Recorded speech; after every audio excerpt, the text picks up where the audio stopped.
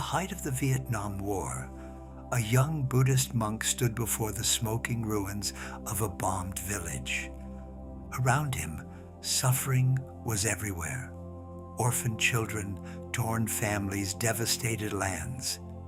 That day, Thich Nhat Hanh understood that neither flight into silent meditation nor frenzied activism would suffice. A new path had to be invented, that of total presence at the very heart of the world's suffering. From this revelation was born one of the most profound and accessible teachings of our time on the art of being fully present. Not presence as an escape from reality, but presence as the most radical engagement with what is. Not the present moment as a refuge from difficulties, but as the only place where true transformation becomes possible. This teaching, forged in the fire of history and refined through decades of contemplative practice, speaks to us with particular acuity in our age of perpetual dispersion. We live in a world where our attention is constantly solicited, fragmented, scattered among 1,000 preoccupations. We eat while thinking about work. We work while dreaming of vacation. We spend time with loved ones while being mentally elsewhere. This absence from ourselves and the world creates a subtle but profound form of suffering, that of missing our own life. But what does it really mean to be present? And how can this quality of presence transform not only our personal experience, but also our way of inhabiting the world with others? Thich Nhat Hanh's teaching offers us an exploration that is both simple and revolutionary of these fundamental questions. His path proposes neither sophisticated technique nor complex system, but rather a return to first evidence. This moment, this breath, this step are the only places where life truly unfolds. In this apparent simplicity lies a wisdom that can metamorphose our entire existence. This exploration will lead us through the essential dimensions of authentic presence.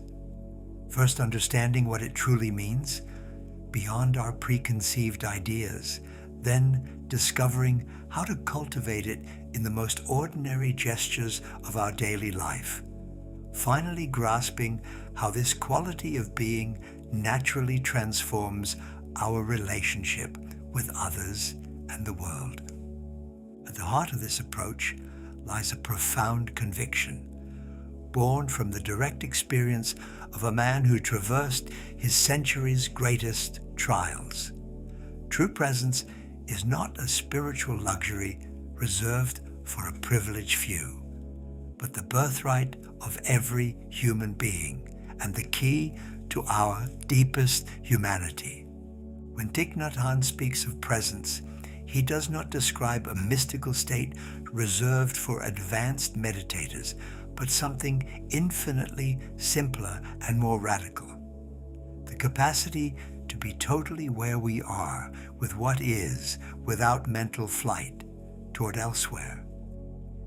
This simplicity may initially disappoint those who expected esoteric revelations, but it quickly reveals its revolutionary depth. In his writings, he often tells this foundational anecdote. As a young monk, he was obsessed with the idea of attaining enlightenment. He meditated for hours, studied sacred texts, imposed strict disciplines on himself, always straining toward this future state he imagined as the solution to all his questions. One day, while sweeping the monastery courtyard, a task he accomplished mechanically while dreaming of elevated spiritual states, he suddenly realized he was completely missing his life. The dust he was sweeping, the air he was breathing, the movement of his hands on the broom handle. All of this was life itself, here and now. This revelation radically transformed his understanding. Instead of seeking peace in a hypothetical future, he discovered it was available in every instant, provided one was truly present to it.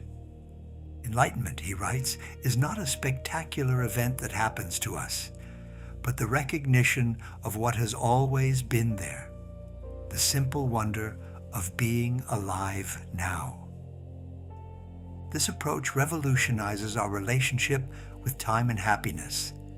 Most of us live in the illusion that real life begins tomorrow, when we finish our studies, find the right job, meet the right person, solve our current problems. Thich Nhat Hanh gently reminds us that this attitude condemns us to miss the only life truly given to us, that of this instant. The present moment, he teaches, is not a springboard toward the future, but our true home. This image of home is particularly moving when one knows he developed it during his long years of exile, deprived of his homeland. For him, learning to fully inhabit the present moment had literally become a matter of spiritual and psychological survival. This authentic presence differs radically from simple attention or concentration. When we are concentrated on a task, we can be totally absorbed but closed to everything else. Presence, according to Thich Nhat Hanh, is both focused and open, attentive to the particular and aware of the whole. It resembles the attention of a mother who can be totally engaged in an activity while remaining available to her child's needs.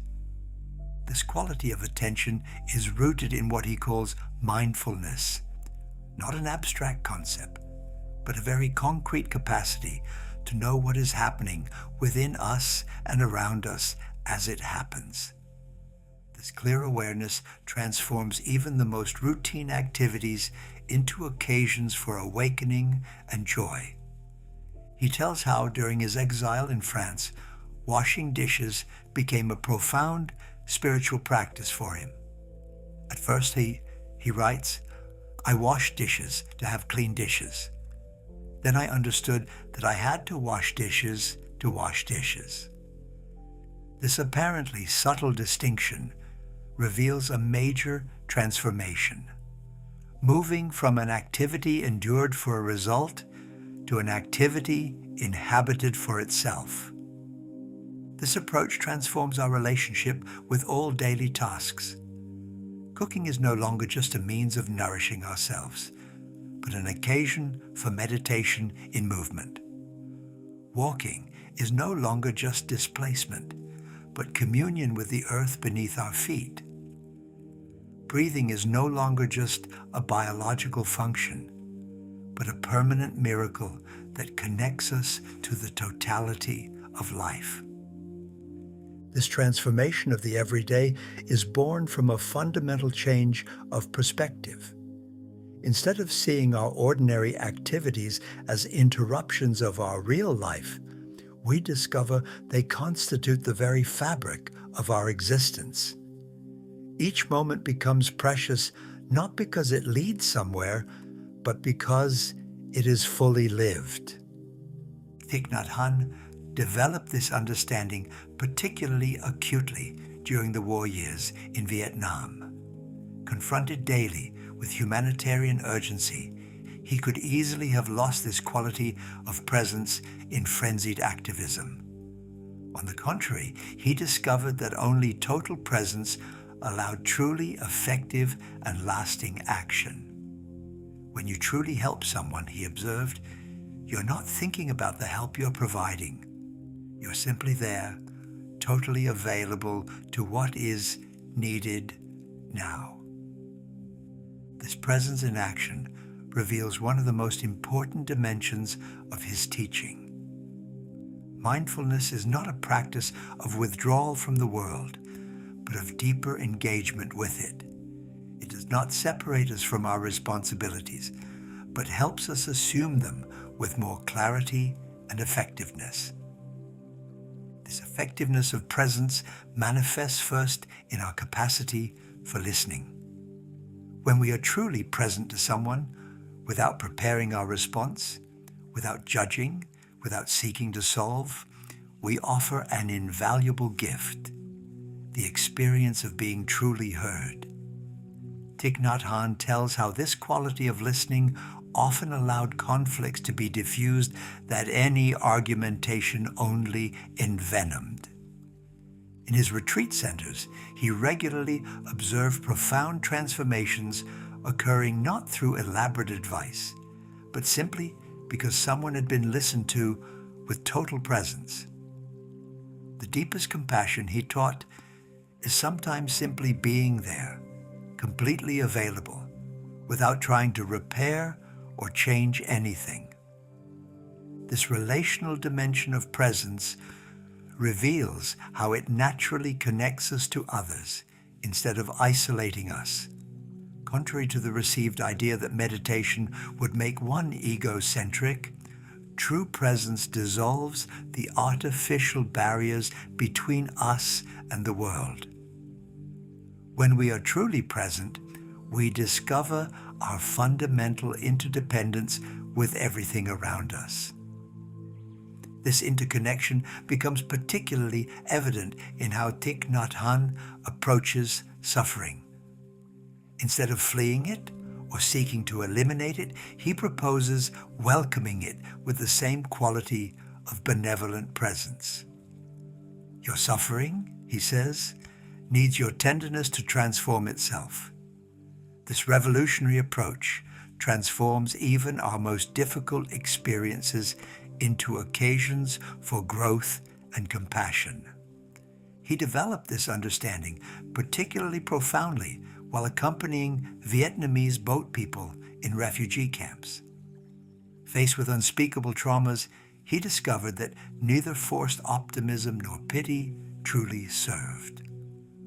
What healed was this stable and compassionate presence that allowed suffering to be fully felt and progressively transformed. This transformation of suffering through presence teaches us something fundamental about the nature of healing. It does not consist in eliminating everything difficult, but in developing the capacity to remain present and open even in difficulty. This capacity liberates a force of resilience we had not suspected. The practice of conscious breathing occupies a central place in Thich Nhat Hanh's teaching, not as a relaxation technique, but as permanent anchoring in the present moment. Your breath, he says, is your portable home. Wherever you are, whatever you do, it is always available to bring you home into the present moment. This simplicity of respiratory anchoring reveals the pedagogical genius of his approach. Instead of proposing complex methods, he constantly brings us back to what is always accessible. This breath that enters and exits, this life that pulses within us at every instant. Breathe in and know that you breathe in. Breathe out and know that you breathe out. That's all, and it's enough. The sufficiency of simplicity transforms our relationship with spiritual practice. We need neither particular conditions nor special equipment. The possibility of awakening accompanies us everywhere in the form of this living breath. This accessibility profoundly democratizes the contemplative path. He particularly developed this approach during his years of teaching in the West, conscious that his listeners led very different lives from those of Vietnamese monks. How to integrate contemplative practice into the daily life of a working parent, a stressed student, a worried retiree. The answer lay in this transformation of each ordinary activity into an occasion for presence. When you brush your teeth, He proposes, brush your teeth. When you drink your tea, drink your tea. When you walk, walk. This apparent obviousness reveals its revolutionary depth in use. How many times do we accomplish these gestures while being mentally elsewhere? And what a difference when we fully inhabit them. This full inhabitation of the everyday progressively transforms our relationship with time. Instead of suffering time as a constraint that presses us, we discover its living quality. Each instant becomes spacious when we are truly present to it. This temporal spaciousness liberates from the chronic anxiety of those who are always running after time.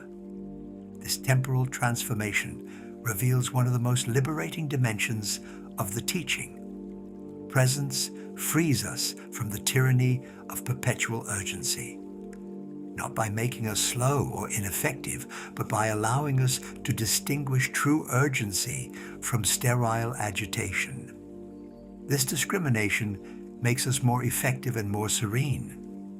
Thich Nhat Hanh observed that our age suffers from an illness of urgency that maintains us in a constant state of stress even when no real danger threatens us. This pseudo-urgency cuts us off from our natural wisdom and makes us react automatically rather than thoughtfully. The practice of presence offers a natural antidote to this illness.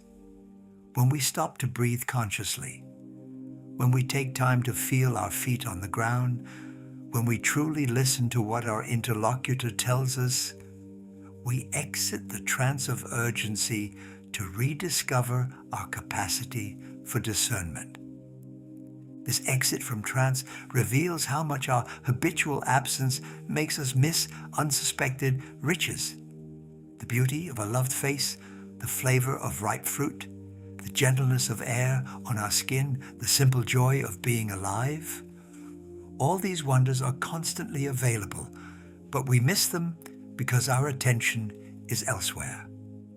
The kingdom of heaven, said Thich Nhat Hanh, paraphrasing gospel teaching, is now or never. This striking formulation reveals that what we seek so far away, peace, joy, fullness, is already there, in this very instant, provided we are truly present to it. This discovery radically transforms our quest for happiness. Instead of seeking it in the accumulation of experiences or the attainment of future objectives, we learn to recognize it in the quality of our presence to what is already there. This recognition liberates a natural gratitude that enriches each experience. This gratitude is not a moral obligation or positive thinking technique, but the natural response of the heart that opens to the richness of the present.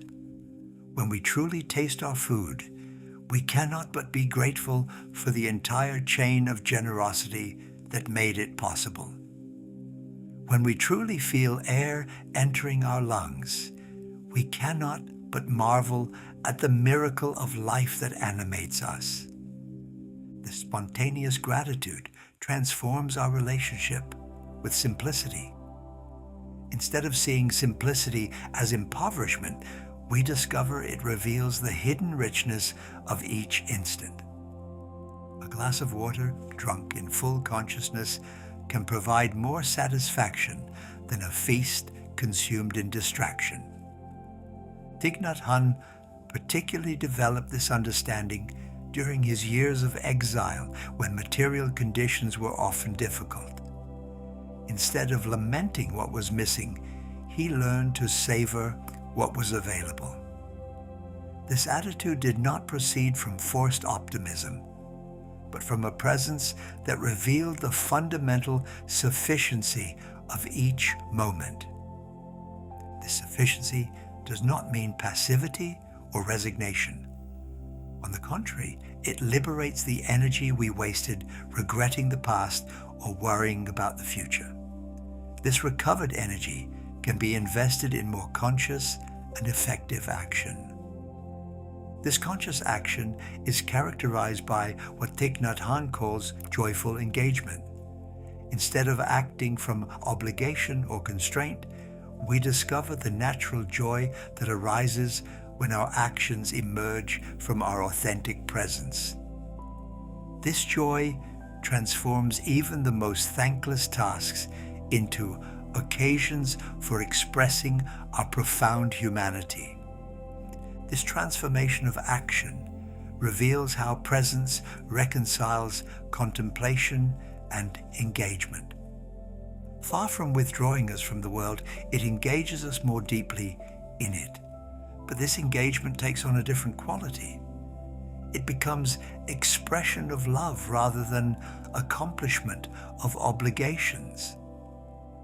This love in action manifests particularly in our way of being with others. When we are truly present to someone, we offer them the most precious gift, our total attention. In a world where everyone runs after recognition, this attention becomes balm for the soul. Thich Nhat Hanh observed that many conflicts arise simply from the fact that people do not feel heard. Authentic presence can diffuse these tensions without even needing to resolve the apparent problem. When someone feels truly listened to, their defense falls naturally.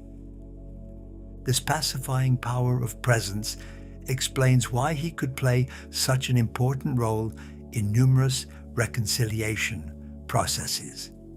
Without taking sides, without imposing solutions, he created, through his mere presence, a space where truth could emerge and healing begin. This therapeutic dimension of presence reveals one of its deepest aspects. It reconnects us to our fundamental nature of compassion. When we are truly present, the artificial barriers between us and others naturally fade. We rediscover our common humanity. This common humanity manifests particularly in our way of approaching others' suffering. Instead of trying to repair or avoid it, we learn to welcome it with the same benevolent presence we cultivate for our own suffering. This presence itself becomes healing. Your compassionate presence, taught Thich Nhat Hanh, is sometimes the greatest gift you can offer someone who suffers. You don't need to say anything particular. Your presence says everything. This wisdom reveals how the simple quality of being can have more impact than all the advice in the world. This understanding transforms our way of helping others. Instead of exhausting ourselves wanting to solve all their problems, we learn to offer this stable presence that allows them to find their own resources. This approach is paradoxically more effective and less exhausting. This effectiveness of active non-intervention reveals one of the most subtle dimensions of the teaching. Sometimes the best way to act is to create a space of presence where right action can emerge naturally. This trust in the inherent wisdom of each situation transforms our relationship with control and leadership. Instead of exhausting ourselves wanting to master everything, we learn to cultivate this attentive presence that perceives what wants to emerge and accompanies it with discernment. This approach reveals a form of wisdom deeper than obsessional planning, that which knows how to dance with uncertainty. This dance with uncertainty becomes particularly important when we approach the great existential questions, the meaning of life, death, suffering. Thich Nhat Hanh does not propose ready-made answers to these mysteries, but a way of being present with them that transforms our relationship with the unknown. Death, he says, is not the opposite of life, but its continuation in another form. When we deeply understand this truth, we are no longer afraid of death, and we can live fully. This understanding arises not from intellectual speculation, but from an attentive observation of the impermanent nature of all phenomena. This observation reveals to us that each instant is constantly born and dies, that we ourselves change perpetually, that nothing remains identical to itself. This impermanence, instead of being a source of anguish, becomes a source of freedom. If everything changes, then transformation is always possible. This permanent possibility of transformation reveals the fundamental optimism of Thich Nhat Hanh's teaching. Not a naive optimism that denies the reality of suffering, but a deep confidence in our capacity for transformation when we remain present to what is. This confidence is rooted in direct experience. When we are truly present to our anger, it transforms. When we welcome our sadness with benevolence, it reveals its hidden wisdom. When we remain open in difficulty, unsuspected resources emerge. This alchemy of presence perhaps reveals the deepest secret of the teaching.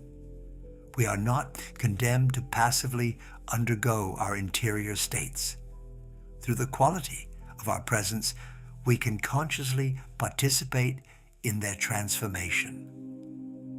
This participation makes us co-creators of our experience. This conscious co-creation transforms our sense of powerlessness in the face of difficult circumstances. Even when we cannot change the external situation, we can always transform our way of being present with it. This interior freedom is inalienable. At the end of this exploration, we discover that Thich Nhat Hanh's teaching on presence was not a technique among others, but a radically different way of inhabiting existence. This way of being transforms everything. Our relationships become more authentic, our work more creative, our difficulties more instructive, our joys deeper. Even more, this presence reveals its most liberating dimension. It reconnects us to what we never truly lost, but had forgotten. Our capacity for wonder, our natural compassion, our innate wisdom, all of this was there, simply masked by our habitual absence from ourselves. In this joyful recognition of our profound nature lies perhaps the most precious gift of this teaching, the discovery that we do not need to become someone else to be happy. It suffices to learn to be fully who we are, here and now, in the luminous simplicity of this instant that will never return and that already contains everything we were seeking elsewhere. This revolutionary simplicity transforms ordinary existence into a permanent spiritual adventure, where each breath, each step, each gesture becomes an occasion for awakening and service. In this silent transformation of the ordinary into the extraordinary lies perhaps Thich Nhat Hanh's most beautiful lesson. Holiness is not reserved for a chosen few, but offered to all in the permanent miracle of being simply, fully, joyfully present to the life that traverses and surpasses us.